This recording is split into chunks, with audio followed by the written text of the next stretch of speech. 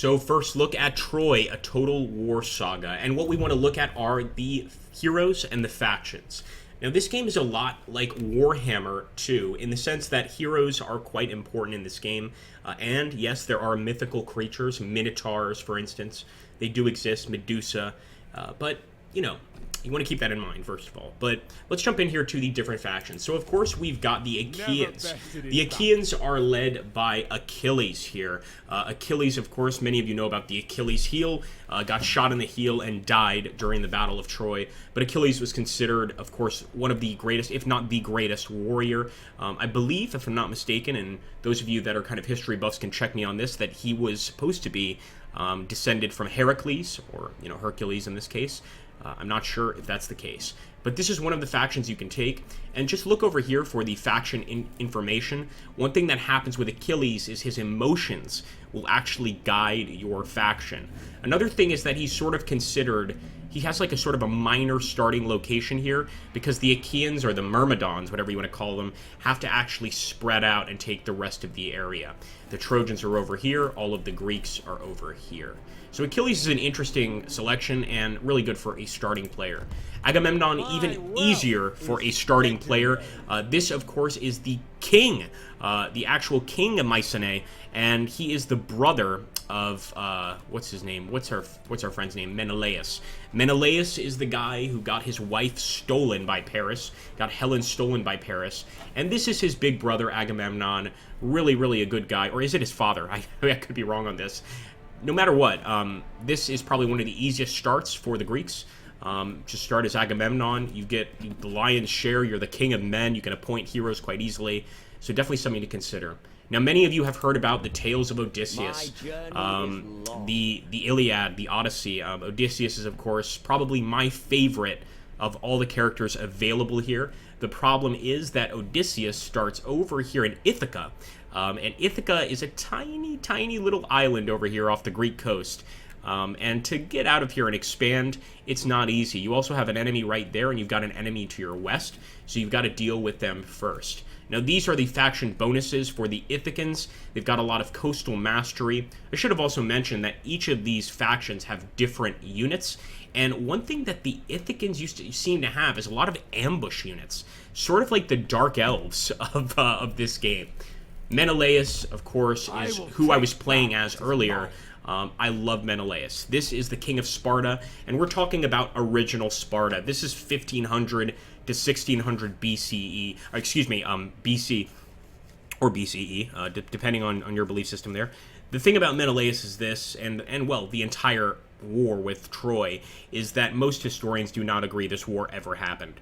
We're assuming it did, and in that case, he is kind of the original Spartan.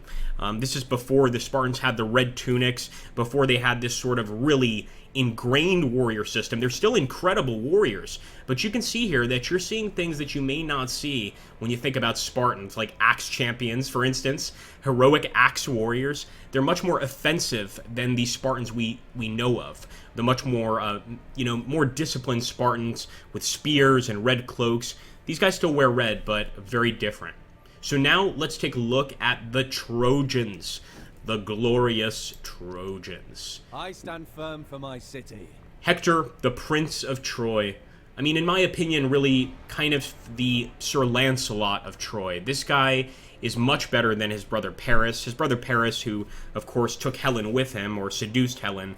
Not exactly the strongest warrior, but Hector is extremely strong.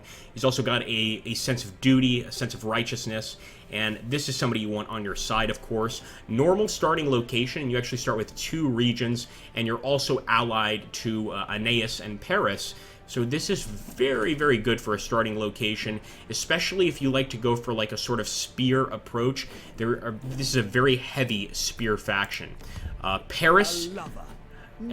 most people don't like Paris too much. This guy is obviously the one that took Helen, the one that started the entire war, or you can also blame Helen, depending on your opinion. And as you can see here, he's one of the few who has a tremendous amount of actual cavalry, as well as bow units. So he's got chariots with arrows, and he's got just standard arrows. I've never played with Paris. I do want to try playing with him once, because again, this is going to be like a missile-heavy playthrough. You still have the Priam's heir deal. The way this works is that Paris and Hector are both heirs to Priam the king, and if you can get them on your side, well, then you're going to be the next king of Troy. So you want that to happen. Aeneas, I think, is, without a shadow of a doubt, the most underrated, underappreciated of all of the heroes, next to Ajax, who's not mentioned in this game, and that upsets me. Ajax is my favorite. But Aeneas is amazing. So Aeneas is actually the son of Aphrodite.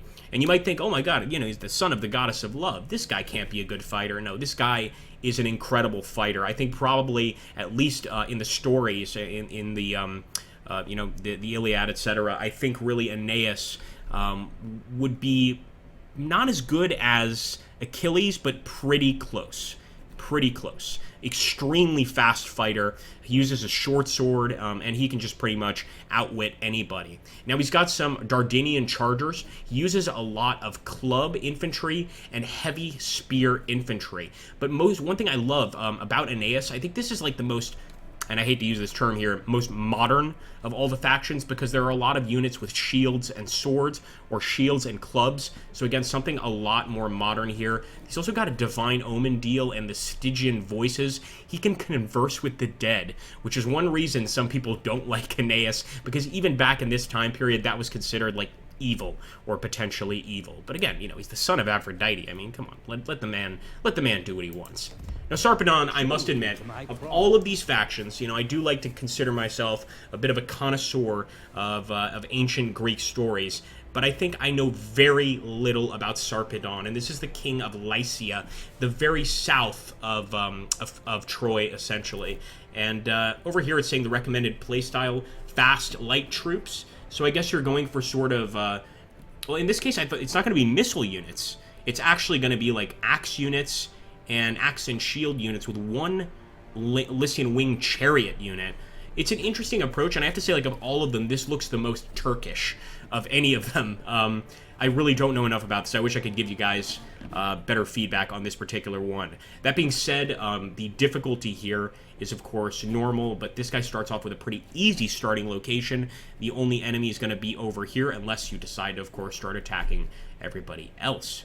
Well, that's it for the characters currently available in Troy, A Total War Saga, as well as the factions. I hope I did an okay job, and if I did, make sure to hit that like button, drop a comment down below, and subscribe. If you want to see some more videos on this game, make sure to let me know.